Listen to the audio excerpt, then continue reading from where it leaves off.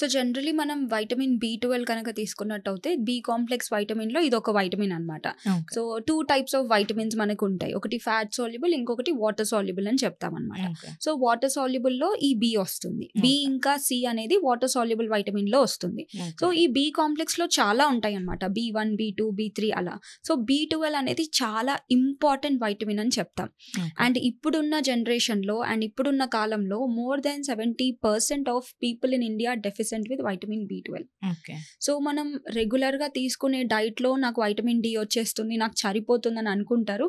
But unfortunately blood test చేసుకున్నప్పుడు వాళ్ళ vitamin B12 స్థాయిలు అనేవి చాలా తక్కువ ఉంటాయి అన్నమాట. ఓకే. సో జనరలీ మనం 200 to 900 రేంజ్లో ఉండాలన్నమాట. So okay. చాలా మందికి 200 బిలోనే ఉంటుంది. కొంతమంది చెప్తారు ఏంటంటే నేను నాన్ వెజిటేరియన్ ఫుడ్స్ తింటాను, నాకు వచ్చేస్తుంది అని అనుకుంటారు. ఓకే. బట్ వెల్దీగా ఉన్నప్పటికీ కూడా వాళ్ళకి వైటమిన్ B12 డెఫిషియన్సీస్ అనేవి వస్తున్నాయి. ఓకే. సో ఇక్కడ ఈ వైటమిన్ B12 అనేది లోపిస్తే మనకి చాలా డిఫరెంట్ ప్రాబ్లమ్స్ అనేవి వచ్చేస్తాయి అన్నమాట. ఓకే. ఒకటి నీరసంగా ఉండడం, అలసిపోవడం, ఫెటిక్ అనేది ఎక్కువగా చూస్తూ ఉంటాం. ఓకే. అండ్ దాని తోడుగా మనకి టింగ్లింగ్ సెన్సేషన్ అంటారు, అవును. అంటే తిమ్మిర్లు ఎక్కిపోతుంది అని అంటాం కదా. అవును. సో అలా తిమ్మిర్లు ఎక్కువగా ఉంటాయి అన్నమాట. ఎక్కువసేపు నడవలేకపోవడం, నీరసం, అలసట.